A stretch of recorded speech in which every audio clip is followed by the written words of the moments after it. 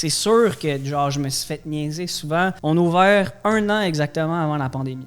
Fait que c'est sûr que ça nous a quand même chié. Il y a du monde qui te dit que tu vas aller en coiffeur puis qui te juge un peu là-dessus. OK, mais c'est quand que tu vas vouloir une vraie job aussi? 1 semaine avant, je m'avais ramassé à l'hôpital. On pensait que j'avais peut-être genre une espèce d'ulcère à l'estomac. C'était intense, mais ils disaient c'est peut-être un cancer, whatever. Genre. Je veux une augmentation. Si j'ai pas d'augmentation, je décalisse. Dans 1 mois, moi je ferme ça. Aïe aïe, man! C'est qui avait fait ton fake? Je veux juste le savoir. C'est complètement loser. Ça a été pris quand j'étais allé à une manifestation pour le droit des dinosaures. Oh my C'est God. loser en... Penses-tu qu'ils vont aller chez eux ce soir faire comme... J'ai rencontré un gars aujourd'hui, il y a une business dans Westmount. Impossible. Celui-là a probablement servi à Narcity pour l'article. Quand t'as commencé, il y a 10 ans, moi ça fait 20 ans, fait que c'est 10 ans de plus. Calais, t'es vieux. Non, oui, je suis vieux. Il était comme, OK, on va t'envoyer à Londres, rencontrer Beckham. Juste ça. Ouais, déjà, c'était complètement sick. Puis c'était lui qui choisissait ses ambassadeurs.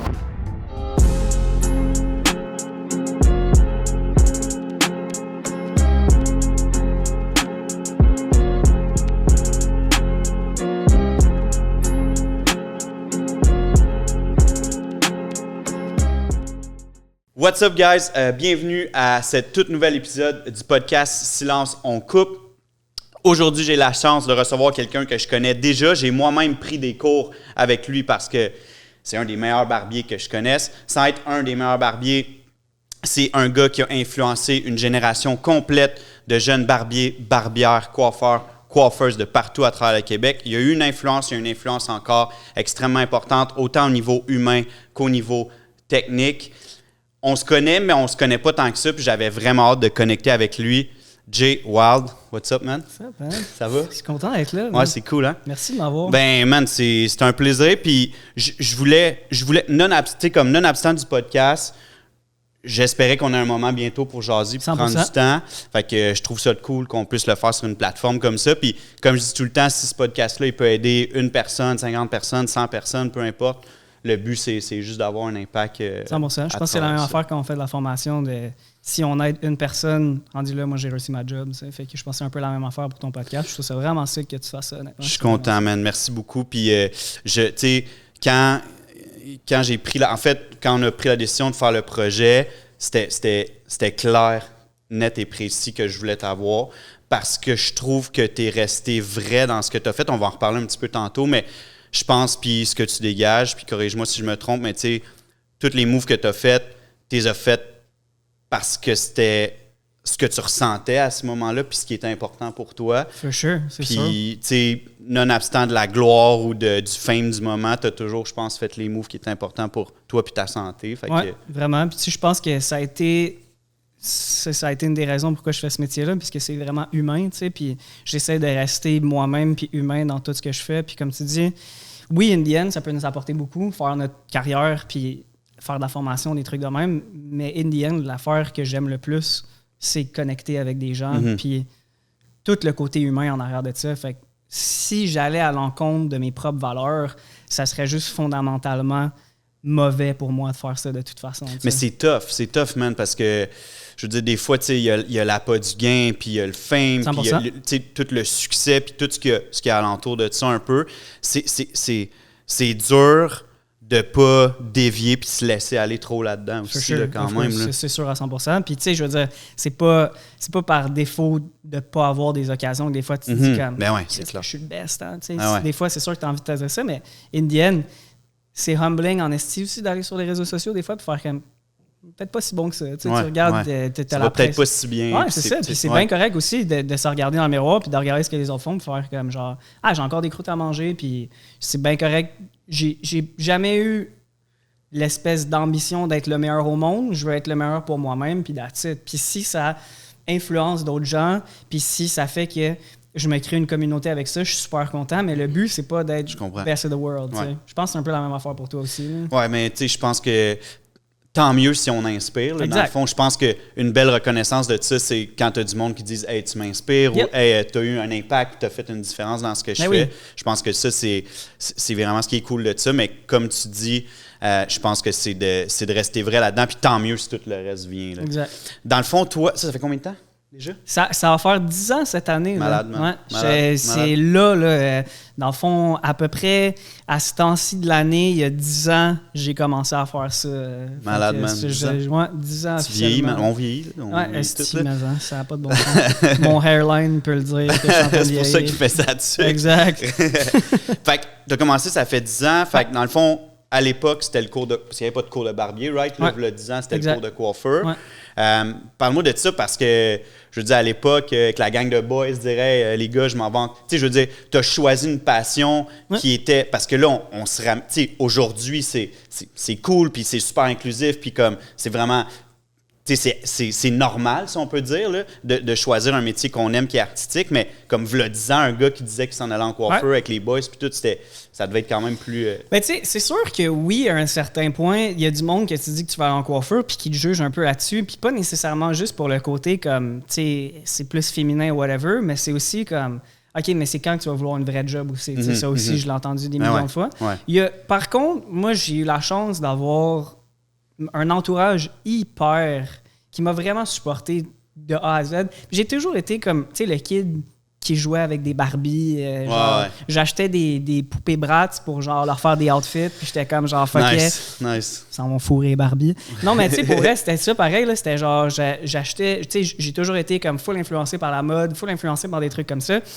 À la base, je faisais de la photo, puis c'est comme ça, moi, j'ai commencé en coiffeur, je faisais des photos pour des concours de coiffeurs. Okay, tout ce qui est les NARA, toutes ces affaires-là. Dans le fond, mon mentor de l'époque, lui, je faisais des photos pour lui. Puis, à un moment donné, j'ai fait comme... Tu sais, c'est insane comme milieu. À longueur de journée, t'es avec, in the end, du monde qui deviennent tes chums. Complètement. Tu parles de plein d'affaires différentes. Tu rencontres du monde que tu n'aurais jamais rencontré dans d'autres circonstances. Du monde de background complètement différent. Du monde qui te ressemble aussi souvent là, en bout de ligne. Puis, ce qui est hot aussi, c'est quand le monde ne te ressemble pas. Tu sais, mettons, moi, j'ai tellement de monde que zéro les mêmes intérêts. Pas nécessairement qu'on clash ou whatever. C'est juste qu'on a été élevés de façon hyper différente. Tu as des intérêts complètement différents des miens. Mais je suis down que tu viennes sur ma chaise et que tu m'en parles. Tu sais. Pour moi, c'était fou d'aller dans cet univers-là où, genre, tu sais, on écoute de la musique à longueur de journée. Moi, genre, des fois, je parle à du monde, puis ils sont comme, j'étais comme, dude, t'as-tu entendu cet album-là? Ah, j'ai pas eu le temps de l'écouter. Moi, la première affaire, quand un nouvel album sort, j'arrive au studio, j'arrive au shop, je mets cet album-là, j'écoute ça, j'en parle avec le monde, puis tu sais, ça aussi, c'est fou. Dans quelles circonstances, comme, tu vas mettre de la musique dans le tapis?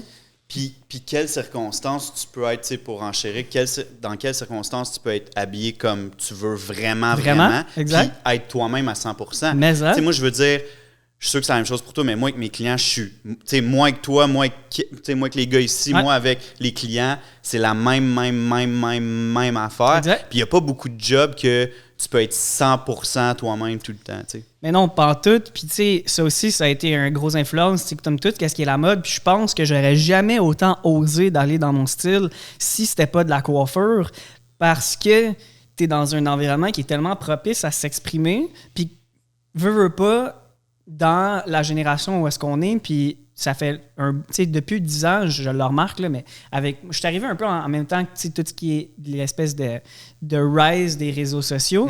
Puis une des manières que je me suis fait ma clientèle, ça a été en postant des photos de mes outfits. Puis tu sais, juste comme genre, c'est ça que je porte aujourd'hui. Puis plein de monde était comme, c'est weird ce que tu portes. Genre, regarde-moi des affaires d'il y a 10 ans, puis je suis comme, asti que mes pants c'était tight, frère. Je suis comme, aïe. Moi aussi, beau, je regarde des affaires, je suis comme, asti, man, ça fait mal. Mais tu sais, c'est fou parce que je me dis, si je travaillais dans un bureau ou whatever, genre, si jamais j'aurais osé autant que ça, whatever, genre, pis ça, c'est complètement malade qu'on ait l'espèce de privilège de pouvoir s'exprimer comme ça dans n'importe quel aspect de notre métier, dans n'importe quel aspect de notre personne aussi. C'est débile pour eux. Tu sais, comme, c'est tellement vrai ce que tu dis, puis quand tu as commencé, il y a 10 ans, moi, ça fait 20 ans, fait que c'est 10 ans de plus. Quand t'es vieux? Non, je suis vieux en crise, mais... T'as quel âge pour elle? J'ai 37. 37? Ouais. Je n'aurais jamais donné au-dessus de 20... Mettons mon âge, 27, 28, mettons. Hey man, mais ça, il faut le mettre, hein. Puis Maud aussi a dit ça tantôt. Ça, il faut toutes les mettre. Ça, il faut que ça soit genre placardé partout, podcast. Genre, hey, t'as l'air d'avoir 27. Je veux que ça soit partout, ça. Mais, ouais, puis, tu sais, c'est ça, dans le fond, c'est que tout cet aspect-là du métier puis de notre lifestyle, mettons, qui est plus créatif, artistique, puis qui respecte vraiment qui on est, v'là 10 ans, v'là 20 ans, c'était moins... pas que c'était moins permissif, mais on voyait moins ces options-là, si je peux dire. C'était Vraiment. comme, tu sais, tu avais un paquet d'options autres qui n'étaient pas ces métiers-là, peut-être, pour les gars à l'époque. Puis, tu sais, je trouve ça cool de voir qu'aujourd'hui, quelqu'un qui, comme toi, exemple, ou comme moi, va dire, hey, je vais jouer avec des poupées, puis je vais les styler, puis tout ça. Ben, je veux dire, pour lui, il va se faire présenter ces options-là rapidement dans sa vie, puis pour lui, ça va toujours être normal. Fait que je trouve ça nice de voir que toi, c'était déjà comme ça dans ton parcours. Ouais, puis tu sais, je veux dire, c'est sûr là, que je me suis fait juger dans ma vie, puis tout le monde était comme genre, c'est sûr que ce dude-là est gay, genre, comme, puis comme en tant que dude straight, de genre, aimer autant le fashion, aimer tout le temps les affaires considérées comme plus féminin, c'est sûr que genre, je me suis fait niaiser souvent, mais au corps de mon entourage, qui est mes parents, ma famille, mes amis proches, tu sais, il n'y a jamais personne qui m'a jugé pour ça. Puis au contraire, je veux dire, moi, je regarde, mettons, les kids d'aujourd'hui, puis je regarde, mettons, mes amis qui ont des enfants, puis que, justement, c'est full, genre, laisse-leur porter des robes, laisse-leur jouer avec des enfants. Puis tu sais, le monde qui dit, genre, comme, ah, mais tu vas influencer, genre, comme, leur orientation sexuelle. First of all, il n'y a jamais rien qui va influencer ça. Puis deuxièmement, genre, comme, moi, j'ai joué avec toutes ces affaires-là, puis ça n'a jamais rien changé sur la personne que je suis, à part le fait que j'ai aucun stress de m'affirmer en tant que personne. Il y a personne qui va me dire des affaires qui vont venir m'affecter tant que ça, parce que c'est quoi tu vas me dire, dude? Tu vas me dire que je suis efféminé, tu vas me dire que genre comme j'aime des affaires de filles. OK, so what? C'est vrai. Cool, parfait. Tu peux essayer de me bâcher autant que tu veux. C'est des affaires que j'aime. Tu viendras pas me faire chier en me disant ça. Oui, puis tu sais, je pense que c'est en ayant cette mentalité-là, ben c'est que tu respectes tellement tes choix, puis ce qui est deeply vraiment important pour toi, dans le fond, tu le respectes tellement que tu vas y aller no matter what. Puis on s'entend que de toute façon, je veux dire, les gens qui ont eu cette réflexion-là, c'est des caves, là, tu sais. Mais je trouve ça beau de dire que je respecte tellement ce qui me passionne que je vais le faire nonobstant, peu importe de ce qui pourrait être dit. Tu diras ce que tu veux, Indienne. Je suis tellement confortable avec qui je suis, puis je suis tellement bien avec qui je suis que si toi, ça t'affecte autant, maybe you should look into this. Mais peut-être que c'est toi qui as un problème. Probablement quoi que tu fais qui te rend pas heureux. Il y a quelque chose, c'est ça. Il y a quelque chose, t'es refoulé, t'as de la misère à t'exprimer, puis tout ça, puis rendu là, c'est un problème que toi t'as. Moi, j'en ai pas de problème. Je suis bien content de faire ces affaires-là qui me rendent heureux. Puis si t'as un problème avec ça, ben deal with your own shit, mettons. Merci, bro. Ça fait fucking du bien. Il va être bon en crise, ce podcast-là, man. Mais non, c'est vraiment cool. C'est vraiment beau. Puis, fait tu sais, dans le fond, pour revenir un petit peu à ta carrière, bon, c'est sûr, je vais sauter des étapes, mais tu as eu une carrière extrêmement impressionnante. Tu sais, j'invite les gens à aller faire leur recherche un petit peu sur toi en complément. Là, c'est hallucinant. Tout ce que tu as fait, je l'ai dit en entrée de jeu, j'ai pris des cours avec toi, notre équipe a pris des cours avec toi. Tu nous inspires encore dans toutes nos succursales. 100% réciproque. J'apprécie, man. J'apprécie vraiment. Merci aussi, vous le mettrez avec... Il a l'air d'avoir 27, puis... c'est toi, tu m'inspires. ton parcours, puis tout ce que tu as fait t'aura emmené à un certain moment donné, à une période dans ta vie, à être approché par House 99, qui est un brand mondialement connu, dans lequel David Beckham est partenaire. Ça a dû être, je veux connaître l'histoire, mais ça a dû être une petite belle tape dans le dos de dire « Hey, regarde, nous, on est mondial, David Beckham, il est avec nous, puis c'est toi qu'on veut approcher pour le projet que tu vas nous parler. » Mais ça a dû être quand même, tu sais, la reconnaissance, je pense qu'on en souffre un peu tout sans le vouloir vraiment, de peut-être pas en avoir assez, mais ça, je pense que ça, j'imagine que pour toi, ça a été une petite belle tape dans le dos. C'est hot ce que tu dis, par exemple, parce que, tu sais, mettons, quand j'avais le salon, on en reviendra à ça aussi, mais avec mes apprentis, ils ont tout le temps besoin de se faire donner comme « Hey, bravo, c'est bon ce que tu fais. » Puis je dis tout le temps, genre, si tu fais ça pour ça, tu vas être misérable. Il n'y a personne qui va dire, à part tes clients, mettons, qui sont hyper contents de la job que tu fais. Puis ça devrait c'est instantané, la réaction. Puis ça devrait être toute la satisfaction que tu as besoin, puis l'encouragement que tu as besoin. Parce que si tu es là pour te faire dire bravo, c'est beau ce que tu fais, puis que le monde te félicite, tu y arriveras pas. Tu vas arrêter parce que personne va faire ça. Il y a trop de compétition, le monde a trop d'orgueil pour faire ça. Puis, in the end, il y a personne qui te doit rien non plus. Tu sais, c'est pas au monde de venir te voir et te dire genre « Hey, c'est vraiment hot ce que tu fais. » Tant mieux, c'est le fond. Je suis bien content, mais c'est vraiment rare que ça va arriver, tu sais. Puis ça a été quand même une grosse affaire dans ma carrière d'apprendre ça. Comment ça s'est... Ben, tu sais, House 99, c'était fou parce que, premièrement, c'est une agence de PR d'ici, de Montréal, qui m'ont contacté, qui s'appelle Bicom. Puis ils m'ont juste dit « Hey, Jérémy, on aimerait ça. » J'ai reçu un courriel à un moment donné. « Salut, Jérémy, on aimerait ça te rencontrer pour te parler d'un projet. » Puis c'est beau, parfait. Je m'en vais rencontrer les filles dans un café. J'ai aucune idée qu'est-ce qui se passe. Je m'en vais là. Moi, je suis bien content juste de... Je me dis « Ah, ça doit être une affaire de... » tu sais, je fais bien des contrats d'influence ou whatever. Fait que ça a dû être genre, OK, ben, ils vont me proposer genre un partnership pour du linge ou whatever. Ouais, genre, ils vont m'envoyer une coupe de t-shirts. Puis, that's it, 15%, J15. Là, j'étais comme, je suis bien content avec ça aussi. Il n'y a pas de stress, tout ça. Puis là, j'arrive là-bas, les filles sont genre, fait que j'imagine que tu sais pourquoi tu es là. Comme, aucune calice d'idée, qu'est-ce que je fais ici. C'est comme, ah, ben écoute, David Beckham, en partenariat avec L'Oréal, lance leur brand. C'est un brand de produits qui va être... C'était coiffure, skincare, puis mettons une coupe de produits pour le corps. Genre. Ils sont comme, on aimerait ça que tu sois un des ambassadeurs canadiens pour le brand. Puis là, j'étais comme, oh shit, OK, fou.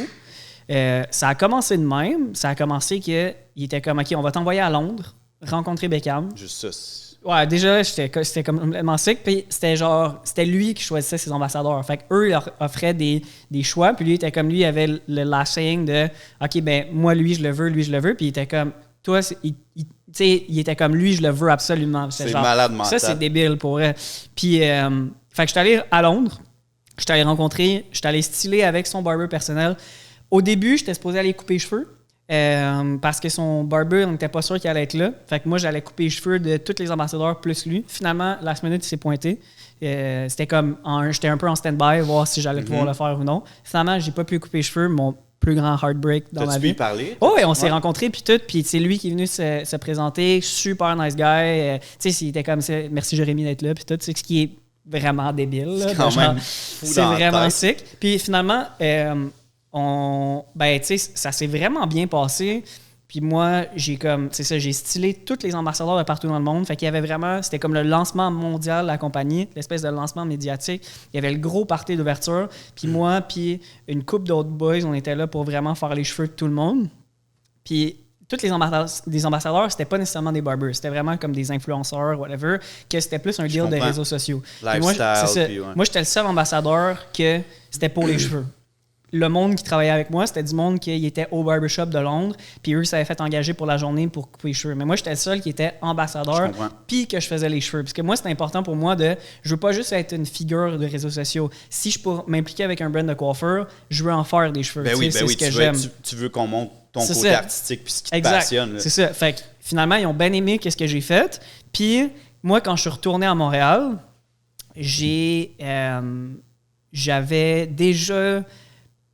déjà dans le processus de penser à peut-être ouvrir un shop. Fait que moi, je suis allé les rencontrer. Je leur ai pitché l'idée d'être un flagship House 99 mondial, le premier au monde. Puis, je suis allé dans les bureaux de L'Oréal. On a fait avec mon ancien partner, Paul, qui est une machine de business. Si tu veux une présentation PowerPoint, il va te le faire. C'est un esti de temps. Puis, on a fait une présentation de feu. On est allé leur présenter ça, puis ils nous ont donné un certain montant, puis en même temps, on s'est brandé. C'était le Wild Cutting Club en partenariat avec House 99. Puis c'était le premier flagship mondial de cette brand-là. Beckham, un petit message texte. « Hey, malade qu'on fasse ça. » Tu sais, on était un peu en contact, mais la soirée d'ouverture, il m'avait envoyé un petit message pour me dire genre « Merci de faire ça, c'est débile ce que tu fais, je suis vraiment fier de toi. » J'étais genre... Ça, c'est quand même fou. Bro, tu sais, comme quand on parle de reconnaissance, ça, exact. Puis tout, tu sais, puis on voit le smile que tu as en parlant, mais ça, toute ta vie, ça va être un bagage que tu vas faire comme... Ah, c'était assez malade pour vrai. Puis je me rappelle de regarder ça et faire comme... On dirait que c'est pas vrai. Ouais. On dirait que c'est pas lui qui est en train de me parler. Puis tout, genre, c'est vraiment débile. C'est malade, man. Ça, c'était fou pour vrai. Puis tu sais, bon, là, ça l'a emmené à l'ouverture du salon. Écoute, je le sais, je parle en connaissance de cause, je le sais à quel point c'est intense de mettre, si on peut dire ça de même, au monde un peu ce bébé-là. Yes. À quel point c'est tough, à quel point c'est demandant. Ah ouais, on rentre là-dedans. T'as-tu encore des séquelles de l'ouverture de ce projet-là? Puis comment ça s'est passé après pour toi? C'est drôle parce que je me rappelle une semaine avant qu'on ouvre. Il n'y avait rien de prêt? Non, ben, first of all, c'est tout le temps ça. First of all, on a assemblé. Puis c'est ça, pour l'ouverture officielle, son barbier à lui, Fabio, qui est un gars du Portugal, qui était comme le Global Ambassador de House 99, okay. On l'avait fly-in pour l'ouverture, pour qu'on avait fait comme une espèce de petite formation avec l'équipe en même temps avec lui pour parler des produits puis tout ça. On avait créé genre du contenu de fou. Puis le matin même, lui, il arrivait, puis on n'avait pas nos chaises. On n'avait pas de lavabo, on n'avait pas rien. Puis lui, le gars, il vient de Portugal, là, du Portugal. Là, genre, tu peux pas faire comme « Hey, dude, tu reviendras la semaine prochaine, finalement. » Fait que, last minute, on avait contacté le distributeur. Les chaises sont arrivées, on les a montées nous-mêmes le matin, à genre 5 h du matin. On avait fait tu ça. Réfléchis plus à ça. T'es comme en mode... T'es sur un pilote automatique. Moi, genre, parle-moi même pas, puis let's go, genre, comme on fait ça, parce que comme le dude s'en vient live, l'équipe de tournage s'en vient, puis il faut qu'on soit prêt. Puis je me rappelle, en plus, une semaine avant, je m'avais ramassé à l'hôpital parce que j'avais genre des espèces de maux d'estomac de fou, puis j'étais pas capable de rien garder en dedans de moi. Genre, chaque fois que je mangeais, ça allait pas. On pensait que j'avais peut-être genre une espèce d'ulcère à l'estomac. Il parlait peut-être de genre comme... c'était intense, mais il disait c'est peut-être un cancer, whatever. Genre. Puis finalement, c'était parce que j'étais trop stressé. Ah, c'est ça. C'est vraiment. Qu'est-ce que l'anxiété puis le stress peut faire? C'est fou, là. C'est vraiment genre comme quand je suis arrivé au médecin, elle a fait comme ben non, avec les tests, t'as rien, t'es vraiment juste comme stressé. Puis c'est là que maintenant, à cause de ça, je prends du CBD parce que c'est la seule affaire qui m'aide à un peu relaxer. Prenez du CBD. Ouais, pour vrai. C'est vraiment bon pour dormir aussi quand t'as la tête qui tourne comme moi. Mais tu sais, c'est fou parce que moi, je fume pas dans la vie. Avant, je buvais beaucoup, mais je bois plus vraiment. Puis, genre, c'est une des seules affaires que je suis capable de prendre maintenant parce que, encore aujourd'hui, ça m'a tellement donné de PTSD, de comme tout le stress de plein d'affaires, de dealer avec les employés, de faire de la gestion de crise, de dealer avec les distributeurs, de dealer avec plein d'affaires. Ça m'a tellement donné, genre, de stress encore plus qu'il faut encore que je prenne des affaires dans même aujourd'hui parce que je suis comme trop stressé. J'ai toujours été quelqu'un de stressé, mais là, c'est comme next level, mettons. C'est tellement fou ce que tu dis parce que, tu sais, on s'en est déjà parlé, toi puis moi, mais comme en ce moment, ce que la société véhicule puis ce qui est véhiculé sur les médias sociaux, c'est deviens un entrepreneur, tu vas être heureux, il faut que tu te lèves à 4 heures le matin, tu prennes une douche froide, que tu fasses du journaling, que tu ailles travailler, que ci, que ça. J'ai l'impression que on véhicule que le bonheur ultime se trouve dans être un entrepreneur, être propriétaire de... Tu sais, on voit souvent bâtis pas les rêves de quelqu'un d'autre, bâtis les tiens, deviens un entrepreneur. Ouais. Mais comme on le sait les deux à quel point c'est difficile, c'est demandant, puis à quel point les sacrifices horribles à faire, sincèrement, puis je pèse pas mes mots. Comment tu vois ça un peu, la façon que c'est véhiculé, ce bonheur-là, puis comment toi tu l'as vécu écoute, moi, j'ai fermé mon salon après presque 4 ans d'être ouvert l'été dernier parce que je pouvais plus dealer avec ça. Moi, il s'est passé... C'est sûr que j'ai eu aussi une espèce de malchance là-dedans on a ouvert 1 an exactement avant la pandémie. Fait que c'est sûr que ça nous a quand même chié. Mais je veux pas non plus trouver des excuses parce que le pire là-dedans, ça a été vraiment tous les sacrifices que j'ai faits, puis toute l'espèce de... C'est que je suis pas vieux, tu sais, j'ai ouvert ça à quoi, 25? Puis je regardais, mettons, tous mes amis, ma famille qui partait en voyage, ils allaient dans des événements ensemble, ils sortaient à la fin de semaine. Toutes les soirées de famille. Exact, toutes ces affaires-là. Puis tu sais, moi, je suis comme, si j'ai 25 ans, ma vie, c'est, je me lève le matin à fucking, comme tu dis, 5 heures, je réponds à des courriels, j'arrive à la job. Puis, on a choisi de faire ce métier-là parce qu'on ne veut pas faire de 9 à 5. Puis moi, mon but, c'est pouvoir être libre puis pouvoir faire le plus de trucs possible. Puis, tu sais, de pouvoir voyager, de faire des trucs pour moi puis tout ça. Puis finalement, quand j'ai ouvert ça, j'étais là 6 jours sur 7. souvent à 7 jours sur 7, oui, pareil. Parce que de toute façon, la 7e journée que t'es pas là, t'es là mentalement. T'es là dans ta tête, peu exact. importe. Tu penses à toutes tes affaires, tu fais du business development, tu rencontres du monde, tu parles de la job non-stop. Mais oui. Moi, en plus, ma femme, tu sais, elle était rendue partner avec moi, fait que quand j'arrivais à la maison, c'était ça quand même, tu sais, fait que c'était que ça tout le temps. Le poison, ben, tu sais, si tu peux appeler ça de même, ça se répandait comme partout. Puis, tu sais, mettons, en plus de ça, on habitait super proche du salon. Fait que, mettons qu'il se passe de quoi dans la journée. Mettons qu'il s'est passé quelque chose avec un employé.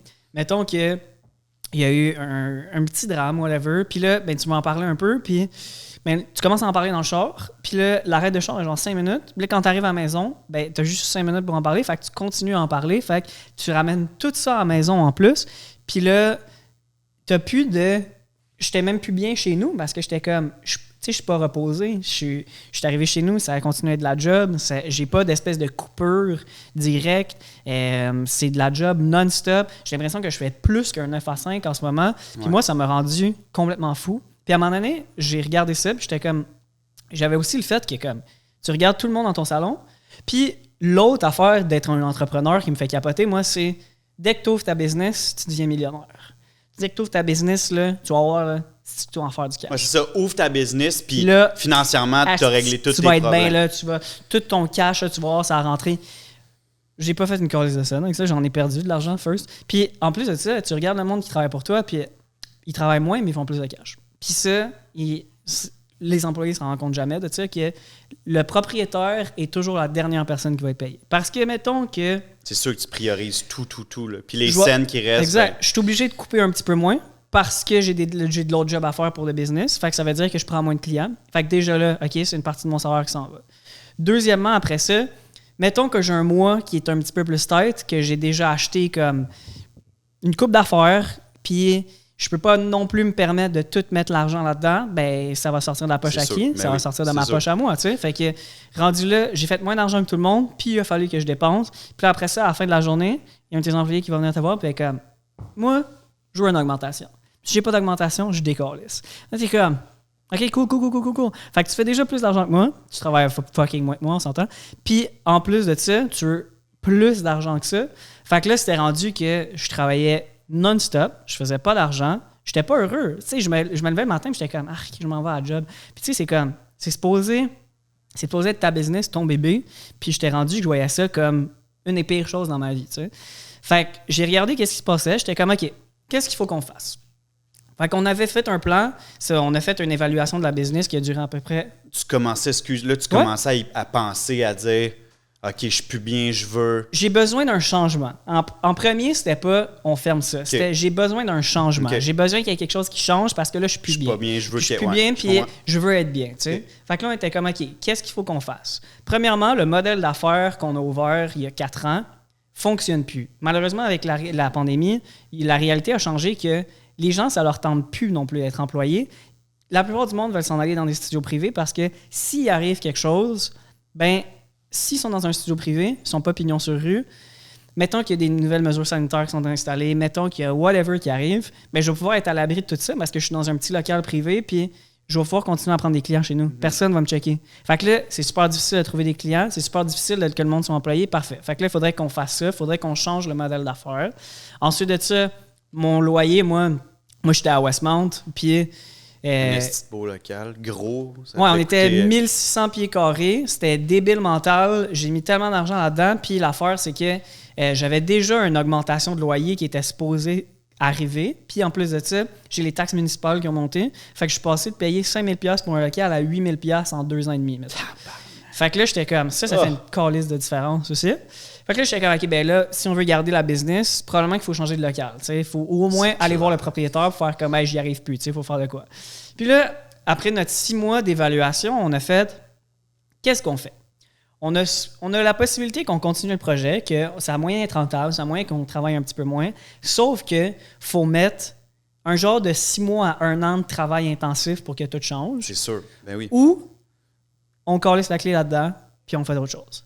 Puis là, moi, j'étais genre, où est-ce que je suis rendu? Puis non seulement la pandémie, mais je pense que je suis allé trop loin, j'ai attendu trop tard. Puis c'est ça le problème avec les entrepreneurs, c'est que ça nous tient tellement à cœur qu'à un moment donné, on est comme « faut pas que ça arrête, faut pas que ça arrête, faut pas que ça arrête ». Fait que j'ai tellement attendu trop longtemps que j'étais à mon breaking point que je peux pas attendre un autre 6 mois. Je peux pas attendre un autre 6 mois, 1 an, que je vais rester là-dedans, puis probablement que les affaires vont changer, mais à quel prix? Fait que j'ai fait comme « you know what? Je suis jeune, je peux faire n'importe quoi demain matin. » Ma vraie passion, c'est pas être un businessman. Oui, j'aime ça faire de la business. Oui, je vais probablement comme réouvrir d'autres commerces, peu importe. Est-ce que ça va être en coiffeur? Aucune idée. Mais véritablement, mon vrai amour, c'est faire des cheveux puis être avec les gens. Puis j'étais comme, fuck off. Moi, je vais voir le propriétaire, je dis, c'est terminé. Moi, je brise mon bail. Je suis plus capable. S'il y a quelque chose, tu me poursuivras, man. Whatever. J'ai signé un bail commercial avec une business. De toute façon, good luck for you. On s'en reparlera si t'es capable. Ouais. Puis, j'ai annoncé à mon équipe, j'ai dit, moi, je suis plus capable, je t'aboute. J'ai plus envie de dealer avec vous, malheureusement. Mais, tu sais, c'est un peu ça aussi. Avec ce côté-là de l'entreprise. Avec ce côté-là, j'ai plus envie de dealer avec des employés. J'ai plus envie de faire des sacrifices pour des gens qui sont pas reconnaissables. Puis que, tu sais, in the end, moi, je mets mon bonheur de côté pour le bonheur de tout le monde. Fait que j'ai plus envie de ça. Fait que j'ai décidé du jour au lendemain. Ben, du jour au lendemain, c'est pas vrai, là. C'était un gros processus de genre. C'est sûr, ben oui. Quasiment 1 an, là. Mais j'ai décidé que non, dans 1 mois, moi, je ferme ça. Puis, je vais aller travailler dans un studio où je vais pouvoir continuer à être entrepreneur parce que, rendu là, moi, j'ai juste une autre compagnie. Je travaille pour moi. Je suis à contrat avec un studio que je paye un loyer.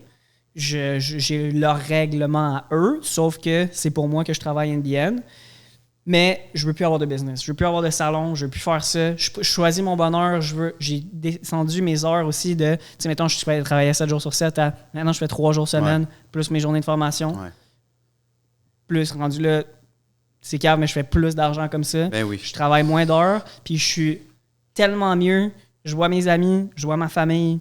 Je prends du temps off, puis c'est drôle parce que souvent mes clients, que ça fait longtemps qu'ils viennent me voir, ils disent « OK, c'est quoi là, les jours que tu travailles? » Je fais « Comment? Je fais mardi, mercredi, jeudi. » Puis là, ils sont comme « Ah, ben là, nice, tu dois faire plein d'autres projets. Qu'est-ce que tu fais avec ce temps libre-là? » Puis je suis comme « Je prends du temps pour non, moi. Man, je chill, bro. Ouais. Je chill. Ouais. Genre, en ce moment, je suis vraiment dans un mood que je prends du temps pour moi, je prends du temps pour ma santé mentale, je prends du temps avec le monde que j'aime. Puis that's it, that's all. C'est ça que j'ai besoin, puis that's it. Je trouve ça beau, man. Puis, tu sais, je te trouve extrêmement fort mentalement parce que je me suis souvent mis dans ta position parce que, je veux dire, tous les désagréments de ça que tu retrouvais, je les retrouve au day-to-day. C'est sûr, là. C'est sûr. Tu le sais, là, on s'entend, c'est un peu toute la même chose. Puis, on arrive à un point où on se définit tellement comme... Puis, moi, je vais parler à cœur ouvert, là, on se définit une grande partie de notre personnalité comme « Ah, je suis Mathieu, le propriétaire des barbares. Je suis Mathieu, l'entrepreneur qui a des salons. Of course. Je suis Mathieu que... » Fait que, tu sais, un moment donné, ça fait partie de tout ce qui me définit. Fait que d'avoir les couilles puis de prendre la décision de dire ce côté-là qui me définit, il me définit plus. Ouais. Puis là, je m'en fous de ce que le monde va dire, puis je m'en fous de perdre ce statut-là parce que la société est comme deviens un entrepreneur, tu vas être cool, tu sais. Mais comme c'est de la merde. Mais tu sais, même, c'est drôle que tu dises ça parce que il y a bien du monde qui sont comme. Je repense à mon ancienne voisine, elle qui est assez endettée, puis comme tu sais. Elle a poussé pour qu'Indienne, sa business, ça marche pas. Puis je suis comme, t'aurais dû quitter il y a 2 ans, dude, là. Genre, comme, c'est correct de faire comme, je suis pas bien là-dedans, puis that's it. Puis moi, j'ai une autre affaire aussi, j'étais comme, OK, fait que là, je serais plus le propriétaire du Wild Cunning Club. Est-ce que ça va faire de moi quelqu'un de moins? Fuck non. Tu sais, je veux dire, je vais plus dire que j'ai une business dans Westmount. Puis Indienne, là, t'es bien content de dire que t'as une business dans Westmount, mais le monde s'en contre-calisse. Ça change rien. Tu sais, je veux dire... OK, cool. Ils vont être genre comme, ah ouais, t'as une business dans Westmount, fucking nice. Penses-tu qu'ils vont aller chez eux ce soir faire comme, j'ai rencontré un gars aujourd'hui, il y a une business dans Westmount. Impossible. Ils s'en contre-calissent. Puis ça, c'est bien correct. Puis je veux dire, j'aime bien mieux maintenant. Je pense que ça a vraiment changé ma vision aussi des autres personnes de faire comme, OK, mais t'es qui? C'est quoi tes valeurs? Qu'est-ce que t'aimes? C'est quoi que tu fais pour avoir du fun dans la vie? Bien plus que... C'est qui t'as combien de business? C'est quoi ton net worth? T'es-tu en immobilier? Tu fais ça? Non, man. Dis-moi, t'es qui? Dis-moi, c'est quoi en dedans, comme personne? T'es qui? Je suis bien plus content que tu me parles de ça que qu'est-ce que tu possèdes puis qu'est-ce que tu as accompli, tu sais.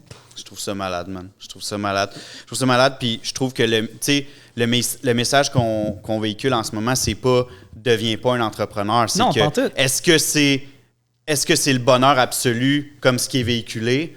Non, vraiment pas, mais peut-être que oui aussi pour certaines personnes. Sauf que l'idée, c'est de pas devenir prisonnier de ça, puis pas s'empêcher de faire les choix qui nous rendent heureux puis bien, parce qu'il y en a plein d'entrepreneurs qui sont bien aussi, là. C'est fucking intéressant, puis c'est important ce que tu dis, puis c'est pas parce que moi, j'ai décidé que c'est pas pour moi, que c'est pas pour personne, puis il y a bien du monde que si c'est ça qui te définit, je suis bien content pour toi aussi, puis tu sais, je te regarde toi, puis c'est malade, man, genre comme, vous êtes rendu à combien? 5 succursales, t'as ton brand, puis tout, t'as l'air d'être super bien là-dedans aussi. Oui, of course, c'est stressant, c'est ça. Mais oui, pour vrai, j'essaie de trouver un équilibre. C'est ça, puis tu sais aussi, il y a le fait que t'es capable de le faire. Puis je pense que c'est vraiment important c'est qu'on glamorise trop l'espèce de lifestyle d'entrepreneur, puis le fast entrepreneurship aussi, puis tu sais, le fast pace, puis le grind, puis tout ça. Mais c'est correct d'être un entrepreneur sustainable. Tu sais, comme moi, en ce moment, je me considère encore comme entrepreneur parce que je suis freelance. Ouais. Je travaille pour ma compagnie à moi, je fais mes propres affaires. La seule affaire, c'est que j'ai pas d'employé puis j'ai pas de local physique, tu sais. Ce que t'aimais pas, en fait, exact, c'est ça. de l'entrepreneuriat, tu l'as enlevé puis tu as gardé les parties que toi, que tu étais confortable avec. C'est sustainable pour moi, puis pour ma santé mentale, puis pour ma santé physique aussi, rendu là. Tu sais, je veux dire, si je me suis donné tellement de problèmes de santé à être stressé de même, puis je veux dire, tu sais, je regarde un gars comme toi, j'aimerais ça, pouvoir faire ça, je trouve ça tellement nice. Puis tu sais, je veux dire, comme je te dis, t'es full une inspiration pour moi, genre comme, dude, t'as bâti probablement, puis il y en a eu d'autres, des espèces de chaînes puis des franchises de barbershop au Québec, personne qui l'a fait comme toi. Il n'y a personne qui l'a aussi bien réalisé puis que leur branding est aussi fort puis que dans le temps, ça se translate autant. Puis je trouve ça complètement insane. Puis je dirais jamais à personne de ne pas faire ça parce que si c'est ça que tu veux faire, si tu veux t'ouvrir ta business, fais-le. C'est fucking nice, c'est super gratifiant pour bien des affaires. Sauf que, vois l'envers de la médaille aussi que c'est extrêmement taxant mentalement. C'est hyper difficile. Ça ne veut pas nécessairement dire que tu vas aimer ça. Puis tu peux être aussi cool puis heureux à faire n'importe quoi d'autre. Puis tu sais, moi, ce que maintenant que je trouve le fun, c'est que si demain je veux m'en aller, puis aller faire des contrats à Paris, puis aller faire n'importe quoi, faire mon métier partout dans le monde, je peux le faire aussi. Puis pour moi, ça, c'est fucking cool. C'est aussi cool que quelqu'un qui a 5 entreprises. 100 000 %. C'est débile, je trouve. C'est vraiment, vraiment nice. C'est cool, man. C'est vraiment cool. Tu sais, bon, c'est sûr que là, tu as eu un processus de réflexion qui a été prenant là, dans tout ça. Je sais que tu es extrêmement proche de ta mère, c'est comme ta meilleure amie, en fait. Puis, j'imagine qu'elle t'a aidé un peu dans ce processus-là. Parle-moi un peu probablement de ta relation avec elle, à quel point vous êtes proches, puis à quel point elle t'a aidé dans tout ça. Quand elle était enceinte de moi, ils m'ont diagnostiqué avec une malformation congénitale au rein. Fait que j'ai eu une malformation au rein quand j'étais jeune. Fait que j'ai été comme suivi toute ma vie jusqu'à temps que... en fait, depuis que je suis tout jeune, on allait à l'hôpital ensemble à toutes les 2 ou 3 mois. C'est du dialyse ou... Non, c'est des prises de sang pour voir comment ça évolue. OK, je comprends. Là, quand j'ai eu à peu près 11 ans, puis ça nous a full rapprochés.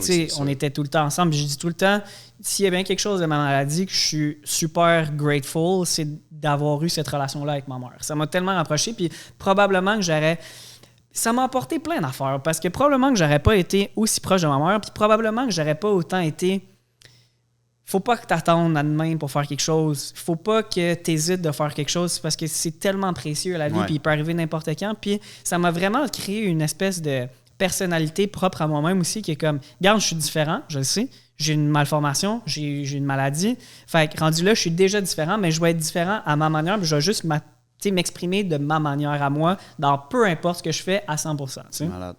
Quand j'ai eu 11 ans, j'ai eu une immense poussée de croissance. Ça paraît pas quand tu me regardes parce que je suis 5 et 7. Ça a comme arrêté sec. Mais c'est ça l'affaire en fait, c'est que j'étais minuscule, j'ai une grosse poussée de croissance. Moi, j'étais supposé, tout le monde dans ma famille, mon frère, mon père, ils sont tous au-dessus de 6 pieds. Puis j'étais supposé être au-dessus de 6 pieds. Puis ce qui s'est passé, c'est que quand j'ai eu ma poussée de croissance, les reins n'ont pas suivi.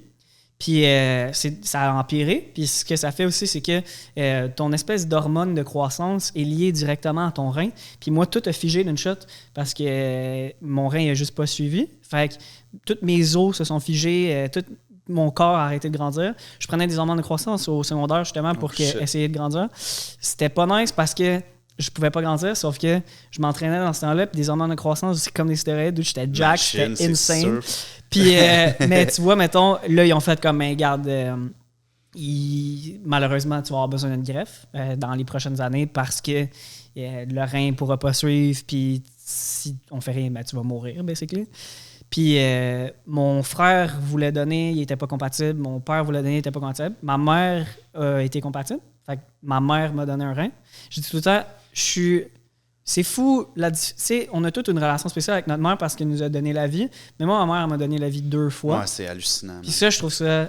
Tu sais, je veux dire, elle a même pas hésité une seconde. Là. C'est juste comme... Prenez-le live. Exact. C'est mon fils, puis je vais le faire. Fait que j'ai cette relation-là qui est hyper spéciale avec ma mère. Puis je me dis tout le temps, s'il arrive quelque chose avec ma mère, j'ai quand même une partie d'elle en dedans de moi. C'est incroyable. Man. Fait que ça, c'est hyper spécial. Puis, tu sais, tout au long du salon, puis en fait, dans n'importe quel aspect de ma vie, ma mère a toujours été là comme pour m'appuyer à 200% dans peu importe qu'est-ce que je fais. T'sais. Puis c'est elle un peu aussi qui a fait comme, je pense que tu vas pas bien. Là. Puis quand j'avais des gros problèmes de consommation, quand j'ai eu une adolescence que je me suis restreint à 200%. Tu sais, j'ai pas bu une seule goutte d'alcool. Vous êtes maladie. Exact. Ouais. Fait que j'avais une diète qui était hyper stricte. Fait que, tu sais, mettons, j'ai pas bu une goutte d'alcool. Je mangeais pas de sel. Je mangeais même pas de patates puis de bananes parce que ça a du potassium. Puis rendu là, trop de potassium, c'est pas bon pour tes reins. Tu pouvais-tu prendre la drogue ou même pas? Zéro, tu sais, rien. Fait que, tu sais, ce qui est arrivé, c'est quand j'ai eu ma greffe, ben après ça, ils disent « OK, mais là, tu peux vivre une vie normale. » Puis là, ben moi, j'ai fait comme shit, OK? Ben, all in. C'est ça. Fait que, tu sais, malheureusement, ça a été ce qui est passé de vie normale à tomber facilement vite dans l'excès. Fait que, tu sais, j'ai eu des gros problèmes de consommation. Puis tout, c'est fou. J'ai posté une story cette semaine. Je pesais 115 livres, man. En ce moment, je pèse 165.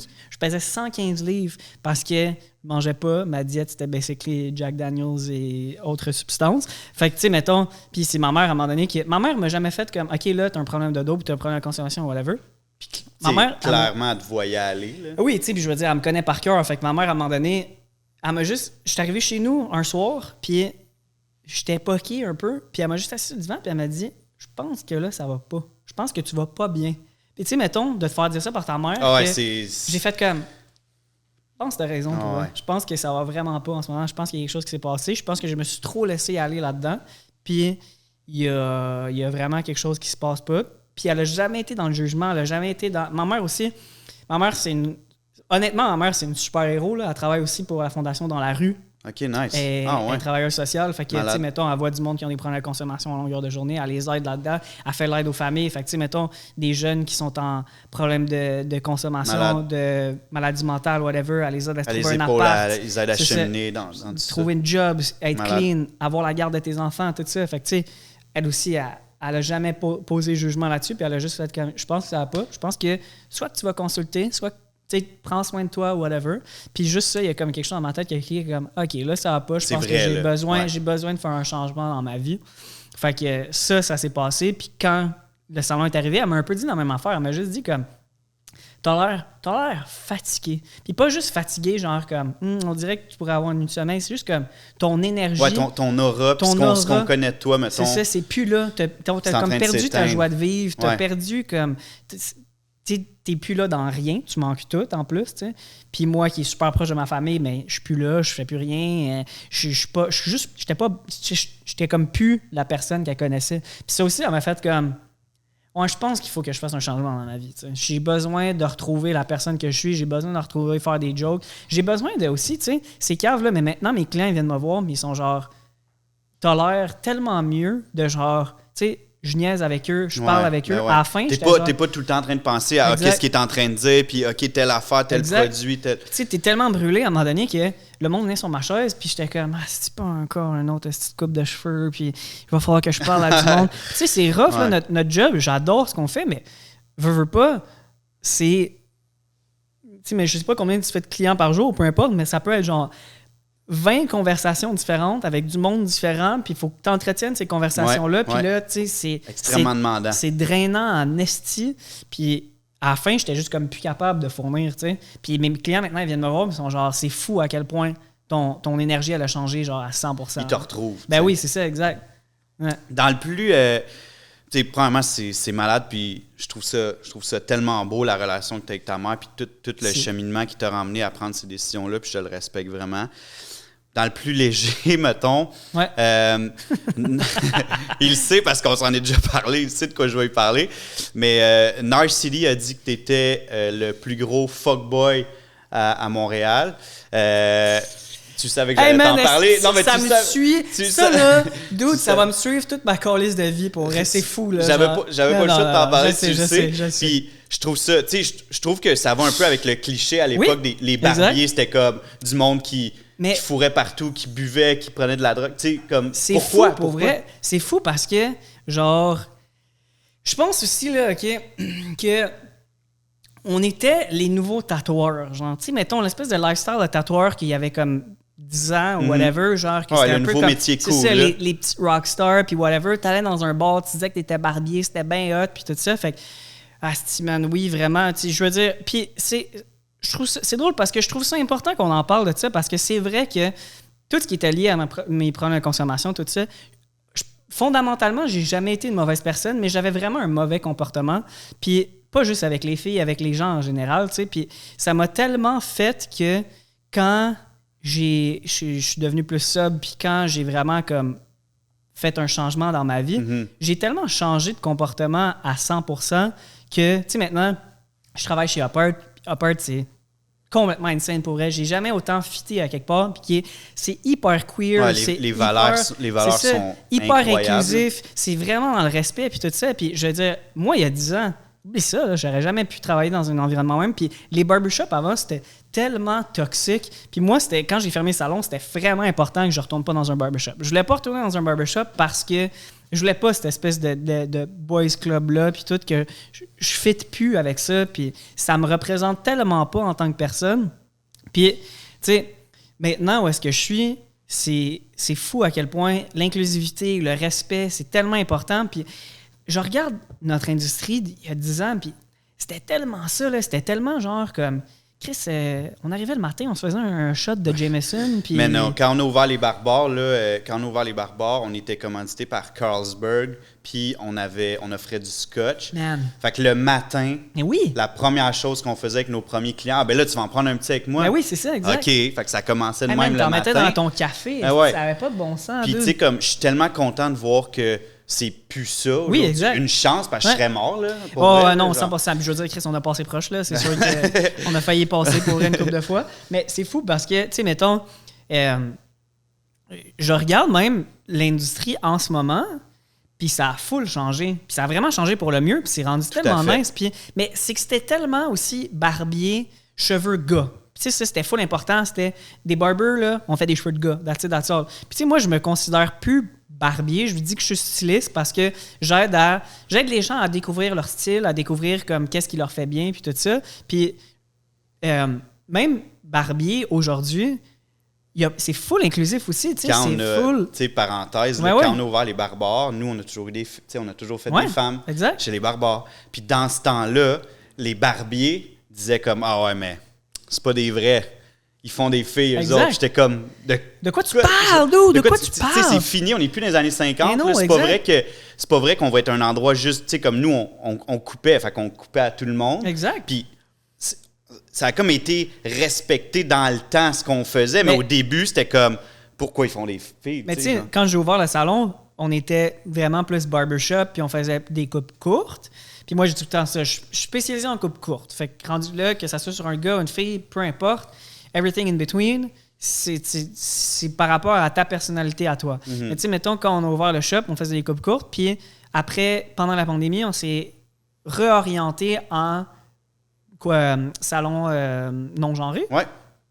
Mais tu sais, je veux dire, oui, on a été comme un peu avant-gardiste là-dedans, mais toi, d'où tu le fais depuis le début, là. Ça, c'est insane, là. Genre, t'as été pioneer de ce mouvement-là, sans même que tu aies fait un thing about it, tu sais, dans le sens, nous, on a fait une campagne, mais toi, tu l'as juste fait comme, ben, Chris, c'est normal, on fait ça parce qu'on fait de la coiffeur, puis that's it, that's all. Puis ça, je trouve ça débile. Tu sais, tu pourrais tellement plus brag là-dessus de genre, Ben, dude, moi, je l'ai fait parce que, tu sais, je veux dire, je l'ai fait un des premiers, puis je suis un des premiers qui a fait ça, mais tu l'as tellement fait d'une façon humble, puis d'une façon real aussi. Je pense que c'était naturel parce que j'étais quand même coiffeur depuis des années à ce moment-là. Fait que ça a juste été de l'intégrer, tu sais. Ouais. Mais c'est vrai que c'est beau de voir que justement cette image de rockstar-là, ça s'en va, puis que c'est plus dans le respect et l'inclusion. Puis aussi, le fait d'être Barbie puis que t'es une rockstar, d'où tu coupes des cheveux, man.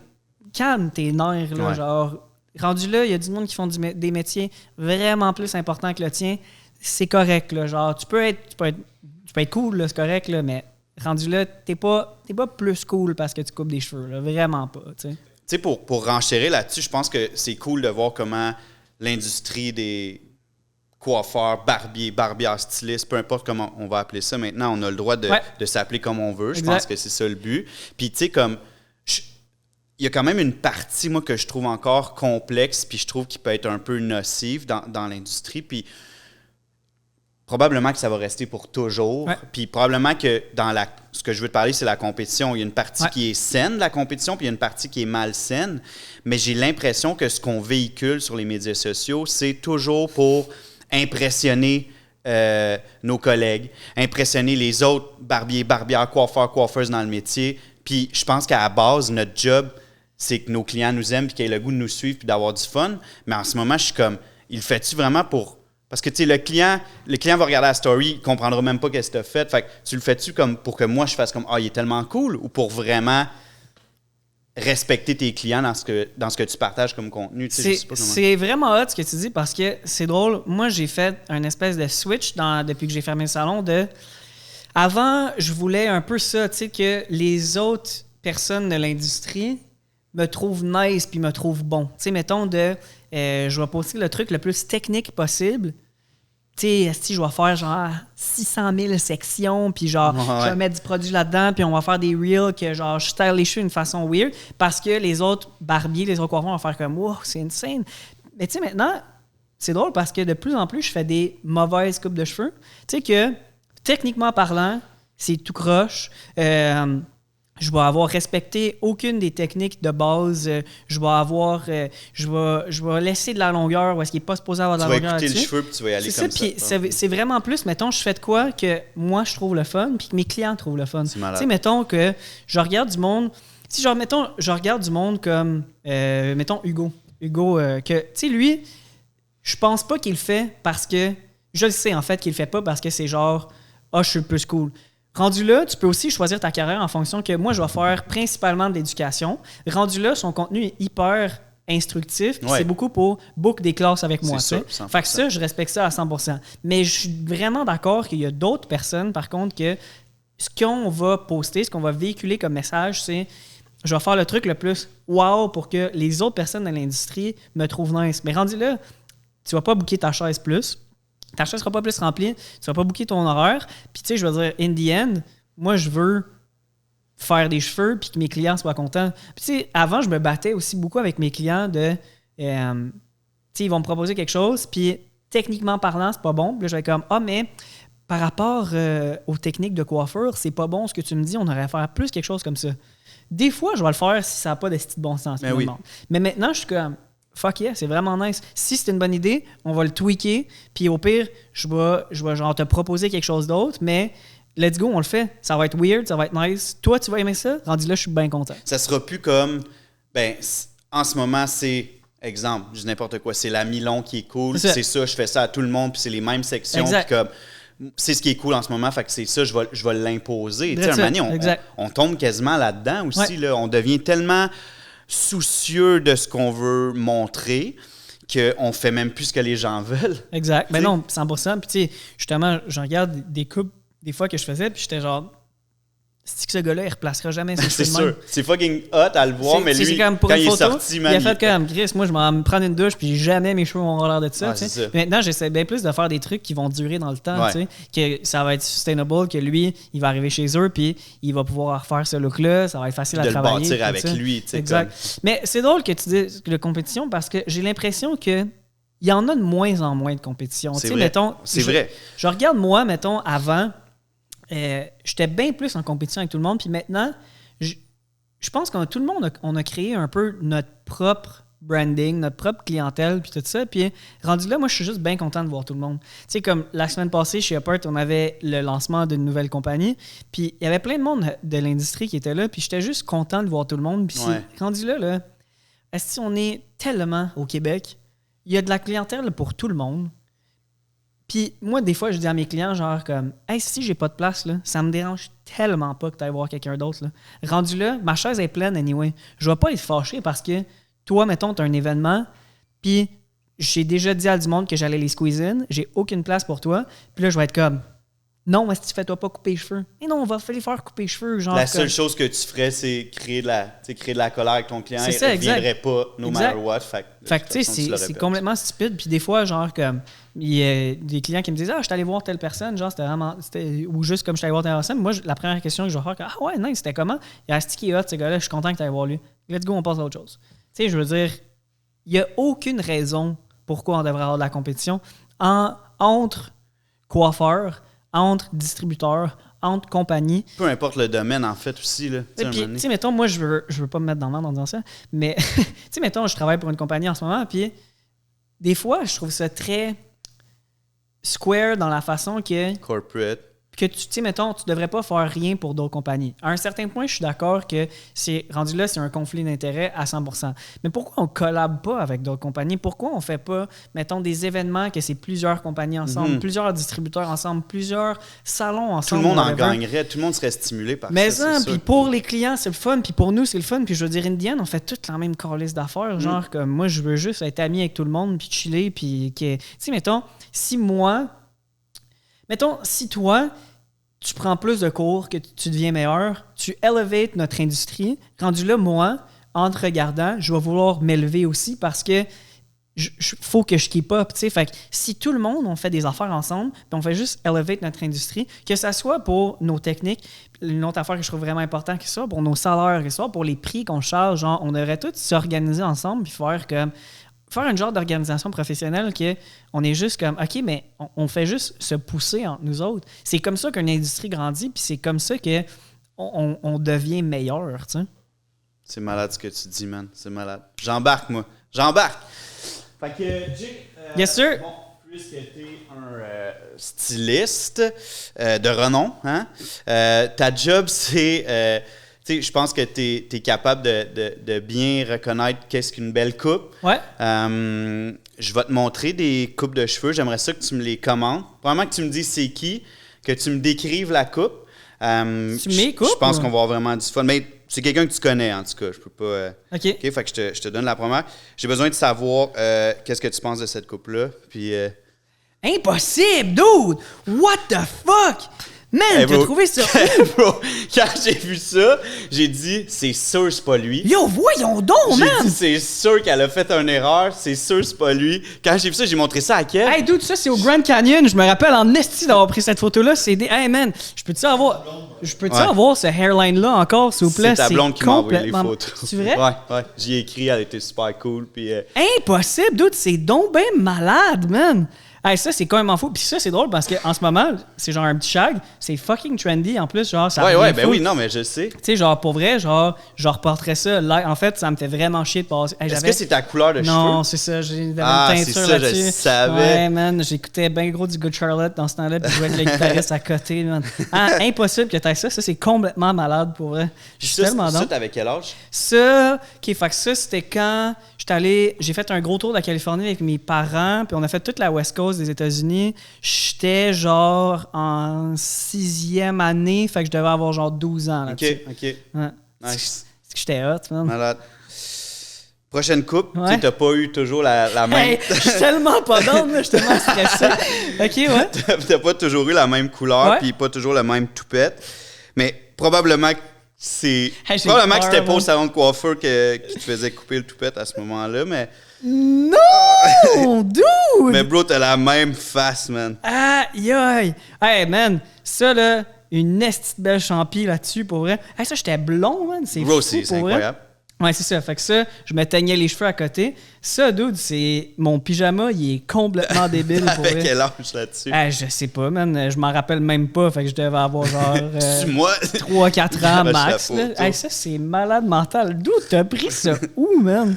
Ça, c'est complètement fou. Celui-là a probablement servi à Narcity pour l'article. L'article du fuckboy, bro. Aïe, aïe, man! C'est qui avait fait ton fade? Je veux juste le savoir. Ça, je pense que c'est le gars qui m'a montré à couper des cheveux. En plus, c'est Pete. Pete, sorry si t'écoutes ça, man. On n'était pas aussi bon il y a 10 ans. Non, mais dans ce temps-là, c'était ça, pareil. Mais en fait, c'est que dans ce temps-là aussi, je m'y attachais. Tu sais, mettons, je me faisais un petit top knot bien dégueulasse. Là, fait que j'avais comme pas vraiment de... Hey man, c'est tellement malaisant à regarder ça, là, c'est tellement laid. Mais encore là, si je pouvais avoir ce hairline-là, je serais quasiment content. Tu manquais pas de cheveux, man. Ouais. La dernière, bro, puis après, je vais te... T'as l'air de tenir les seins d'une statue là-dessus, je sais pas trop, c'est... Ça, je sais. Dude, c'est drôle que tu me dises ça. D'abord, je sais exactement ça. Ça va être moi à New York avec une petite statue... mais qui est peut-être pas, je sais pas. Puis, tu sais, vraiment le gros skater style, là, c'était comme vraiment nice. Les cheveux étaient fous. Pour vrai, les cheveux étaient fous. Tu pourras ça aujourd'hui, puis ça serait 1 million sur 10. Yo! Hey man, j'avais les cheveux là. Ça, fait que ça, j'étais en 5e année. Ça, Steve Fréchette, je sais pas si t'existes encore, dude. On va le taguer, man. On avait fait un pari, celui qui passait le plus de temps sans se couper les cheveux. Puis le premier qui coupait les cheveux donnait 5$ à l'autre. Oh shit. Puis quand même, ça valait la peine. J'avais gagné. C'est le plus long que j'ai eu mes cheveux dans la vie. Steve, t'as-tu payé? Ouais, Steve m'a payé. C'est sa mère qui m'a payé, malheureusement, parce que Steve, il avait genre 7 ans. Il n'y avait pas une crise de scène. Il voulait pas taxer quelqu'un. Exact, c'est ça. Hey, mais dude, man, j'avais tellement des beaux cheveux. Dude, ça me fait chier à regarder ça. Pour vrai, j'ai envie de revoir exactement la même coupe. Wow, man. Débile, pour vrai. Il y en a d'autres, bro, si jamais je veux les voir, tu veux t'amuser. Mais tu vas pouvoir les garder, ça va être des petits beaux souvenirs. Ça, tu peux-tu en parler de ça? Ben oui, man. Okay. Fait que ça, c'était à mon bal, les finissants. J'étais obsédé avec Mad Men. Fait que je voulais absolument la même coupe. Je voulais genre avoir l'air d'un petit rockabilly. Puis ma moustache est complètement laide. En fait, j'ai comme une barbe, pas de moustache. Il n'y avait pas beaucoup de baseline dans cette coupe-là. Non, exact. Ça, pour vrai, ça, c'était bien monté jusqu'en haut. Puis that's all. Puis ça, c'était... genre à peu près 2 semaines d'intervalle, les deux entre. Okay. Puis ça, c'est complètement loser. Ça a été pris quand j'étais allé à une manifestation pour le droit des dinosaures. Oh my c'est God. Loser en esti. Oh, c'était genre organisé par des gars qui ont été call-out. Là. Maintenant, là, ça a été avec Gabrois puis l'autre dude. Là, mais c'était genre une manifestation à Musique Plus. Pour genre, c'était comme une blague, mais c'était une manifestation pour le droit des dinosaures. C'est cringe, je pensais à ça. C'est drôle parce que je me repensais à cette photo-là ce matin, puis j'étais comme genre, c'est tellement une mauvaise période de ma vie. Ah, man, en plus, tu sais, le gars, probablement que tu étais allé voir ton barbier ce matin de l'époque, tu disais là, c'est parce que je m'en vais dans une manifestation, Musique Plus. Exact. Je veux mon fade bien haut, ça se peut que je passe à la TV, tu sais. Puis ça, en fait, ça, c'était une madame que, je me rappelle, on était allé comme parce plein que ça, c'est stagé, là. C'est non, une oui, pose de mannequin. La photo est complètement stagée, sauf que la coupe, en tant que telle, j'étais allé voir une madame qui avait comme un espèce de barbershop. On était comme 4-5 gars. On y avait tous demandé des coupes différentes, puis on était tous sortis avec ça. Fait que c'est ça. Mettons que c'était pas la personne la plus technique de la planète. Bro, ça a été incroyable, man. Ça a passé en 2 secondes. C'était insane pour eux. J'espère qu'on va le refaire. J'espère qu'on va avoir d'autres moments de même. 100%. Ça m'a tellement fait sincèrement, ça m'a vraiment fait du bien. Ça m'a fait grandir. Merci, man. Puis, man, merci infiniment pour ton temps. Je sais que ton temps est précieux. Même si tu travailles moins, le temps pour toi, il est précieux pareil dans la vie, on le sait. Puis, tu as pris le temps de venir ici puis de venir nous voir. Fait que merci, man, pour ce beau moment-là. Merci de m'avoir reçu. J'avais vraiment, vraiment hâte de venir. Puis, je le dirai jamais assez à quel point je pense que tu es vraiment important comme personne dans notre industrie. Tu es un pioneer, tu es un exemple à suivre. Tu es tellement une influence positive sur ton staff, sur l'industrie. Puis pour moi, c'est juste un honneur d'être ici en ce moment. Honnêtement. Merci, man. Je l'apprécie sincèrement. Merci, mon gars, man. Merci. Yes! It's a wrap! Yes, sir! Okay, ça passe vite, hein? Combien de temps ça a fait?